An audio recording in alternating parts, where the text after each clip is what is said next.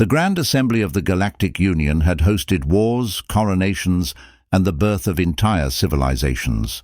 But it had never been this quiet. Delegates from 1,000 species filled the vast, tiered chamber, their forms as varied as the stars they came from.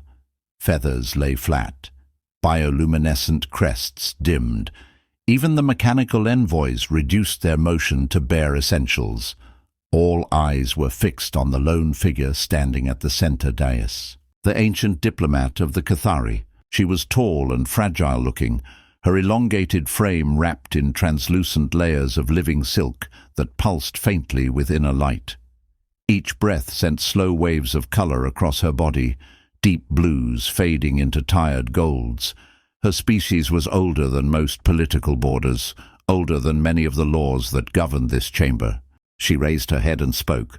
The sound that emerged was not a voice as most understood it. It was layered rhythm, tones woven with subharmonics so deep they vibrated through the floor, harmonics so delicate they vanished before the ear could catch them. The air itself seemed to tremble. Translation matrices activated instantly, then failed. One by one, universal translators flickered red. Linguistic AIs spat out cascading error symbols before shutting themselves down entirely. Some attempted to approximate meaning, only to dissolve into static and silence. A murmur swept the chamber. What is she saying? Is that a threat? No, it sounds like mourning. The ancient diplomat continued, her glowing patterns dimming as she spoke longer, faster, urgency bleeding into her cadence. She lifted her hands, long fingers trembling. A warning chime rang. Translation failure, language unknown. Impossible. The Cathari language had been catalogued, at least in theory, but most records were fragmented, their meanings debated, their pronunciation lost to time. It had been classified as a dead diplomatic tongue nearly 20,000 cycles ago. Dead languages did not walk into the assembly and demand justice. The speaker of the assembly rose slowly, their voice amplified by the chamber's acoustics. "Honored diplomat," they said carefully, "we regret this technical difficulty. Perhaps we should suspend proceedings until our systems can—" The diplomat's bioluminescence flared suddenly, sharp and pained. Her voice rose, no longer controlled. Delegates recoiled as pressure waves rippled through the hall, not violent, but desperate. "She's upset," one envoy whispered. "Or furious," another countered. Security drones lifted from their docks, weapons humming softly. No one wanted to be the species that offended an ancient power, but no one could understand her well enough to avoid it. "She represents a territorial claim," an aide muttered. "If we deny it without translation—" "War," someone finished quietly. The diplomat's light dimmed again, her shoulders slumping. The sound she made now was softer, slower, like a question asked too many times. The speaker opened their mouth to call for adjournment. "Please," a small voice said. The word barely carried across the chamber, but it cut through the silence like a blade. "Please don't stop her." Heads turned. At the far edge of the hall, half hidden behind a service column, stood a human woman in a faded grey uniform. Her boots were scuffed, her sleeves were rolled up.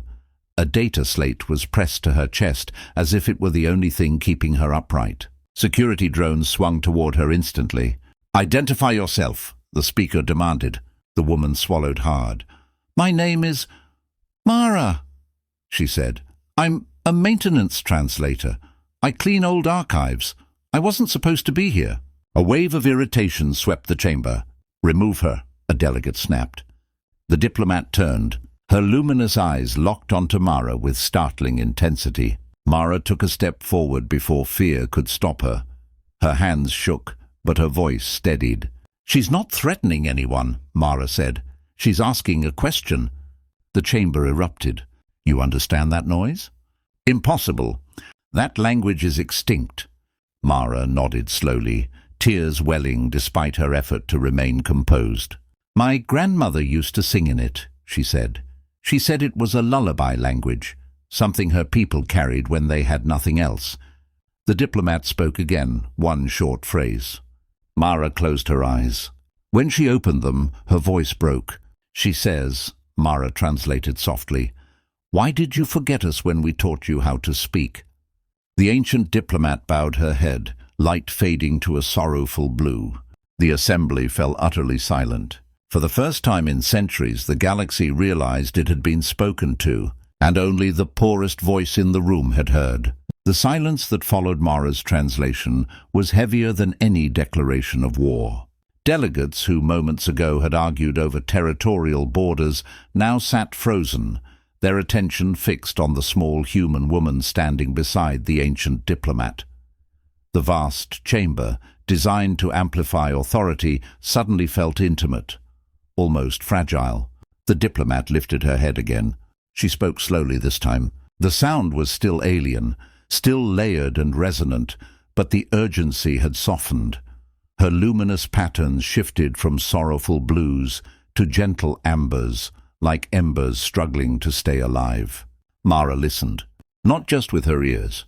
She closed her eyes, breathing in time with the rhythm of the diplomat's speech, as if aligning herself with something older than the Union itself.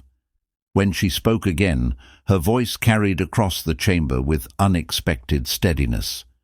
"She says the Kethari were never conquerors," Mara translated. "They were gardeners." A murmur rippled through the assembly. "They helped early civilizations communicate," Mara continued. "They believed shared language would prevent war. They taught the first interstellar tongues, the foundations of your translators." Several delegates stiffened. Data tablets flickered as historians cross-checked ancient records. "The irony," Mara said quietly, "is that their language was too complex for machines. It required emotion, memory, context." The diplomat's light dimmed slightly in agreement. "When the Kethari Empire collapsed," Mara went on, "their worlds were divided by treaties written in newer languages, legal, efficient, and impossible for the Kethari to contest." A delegate rose. "Are you saying the Union erased them?" Mara hesitated, then nodded. "Not violently," she said. "Politely, through neglect." The words struck harder than any accusation. The diplomat stepped forward, her presence suddenly filling the room. She spoke again, voice trembling not with weakness, but restraint. "She says this treaty was never meant to punish," Mara translated. "It was meant to protect the galaxy from repeating the mistakes that destroyed her people." Images began to appear on the central hollow. Ancient star maps, early treaties, annotations in faded scripts. AI systems, now guided by Mara's translations, reconstructed meaning long thought lost. "She says the Kethari learned too late that teaching without preserving memory invites erasure." The speaker of the assembly slowly lowered themselves back into their seat. "Why?" they asked carefully. "Does a human know this language?" All eyes turned to Mara. She swallowed, suddenly aware of how small she was in that space. "My people were refugees," she said. "Poor. We moved from station to station, salvaging what others discarded." She glanced down at her worn boots. "We cleaned data vaults, sorted broken archives, listened to recordings no one else wanted." Her voice grew stronger.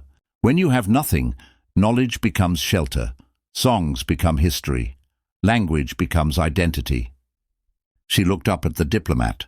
"Humans don't forget useful things," Mara said gently, "and we don't throw away what helped us survive." The diplomat's light bloomed brighter, warm, radiant, alive. She spoke a final, longer passage. Mara translated through tears. "She says the Union may keep its borders," Mara said, "but it must return memory. Restore Kethari language to living use. Teach it, not archive it." The chamber held its breath. The speaker stood. "On behalf of the Galactic Union," they said slowly, "we accept." A vote was called. It passed unanimously. Kethari space was recognized, their history reinstated, their language mandated as a field of study for all diplomatic corps, not as data, but as living speech. The diplomat turned to Mara. She reached out, long fingers glowing softly, and touched Mara's forehead in a gesture older than recorded law. Mara felt warmth, not power, but gratitude. The diplomat spoke one last sentence. Mara smiled. "She says," Mara translated, "that poverty taught humans the most important skill of all." The assembly leaned forward. "How to listen," Mara finished. From that day on, every galactic diplomat was required to learn at least one dead language. Not because it was efficient, but because the galaxy had learned a truth it would never forget. Sometimes the future is saved by those who remember what everyone else was too powerful to keep.